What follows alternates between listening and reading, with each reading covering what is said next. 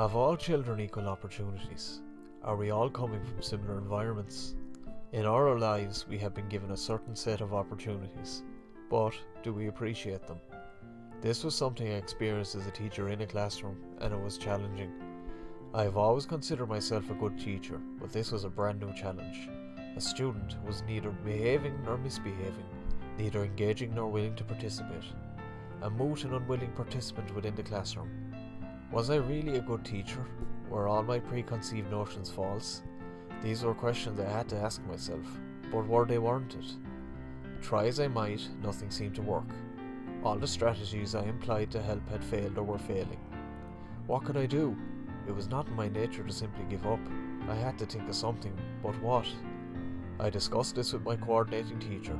However, he felt I was doing all I could do for her. While his overall view was noted and appreciated, I still felt that I could be doing more.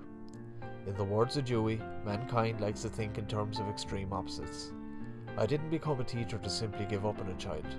Would it be morally or ethically correct to do that? I went and did some investigation about the student. There had to be more to it than it initially seemed. The fruits of my labour were rewarded, for I discovered she loved drawing. This was it. I had found my gap in the shroud of frustration, my means of helping her.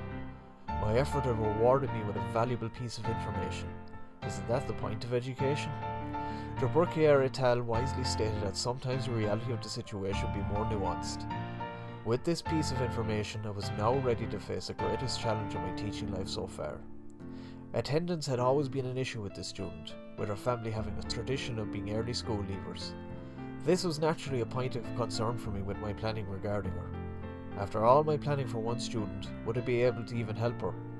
As luck would have it, she was in my class. Everything was falling into place as I hoped it would. Would I be able to execute it correctly? As per usual, she was uninterested, devoid of any passion and vigour for learning or life in general. Would this work after all the effort? However, I had made the time and effort to understand her, and had found my tool to punch a hole in the darkness. I prescribed the work to my class as usual, with this particular student acting in her usual manner. Normally frustrating for me, but not this time. However, I caught her unawares within the classroom. I praised her drawing ability and I praised her creativity. In surprise and shock, she looked at me. I continued to praise her and told her that with such a creative mind, she could do anything she wanted in life if she applied herself to it. I got a reaction I never thought I would see from a student. A positive and happy reaction. Immediately, she started working for me. I'd never felt such elation within myself. A huge sense of pride developed within me. This was fantastic. While this may seem an insignificant issue in the larger scheme of things, I feel that it is a very important issue that brings important points to bear.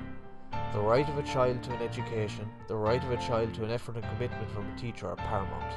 We must never neglect these duties, or as Evans and Nixon described it, threatens the essence of being an academic. While some children are undoubtedly more difficult than others, we must take into consideration who they are and where they came from. What were their values in the house they grew up in? What did they stand for? Among many others, these are very important questions asked in relation to any student. This student was undoubtedly challenging and sometimes difficult, but ultimately rewarding. My only regret about the whole situation is that I could not get through to her earlier. When all is said and done, all human beings deserve the right to care. This is paramount as educators and nurturers, where little care and attention can go a long way with someone, as can be seen here. Teaching is much more than a job, it is a way of life. The hopes and dreams of many lie in our hands. It is up to us how we decide to handle that responsibility.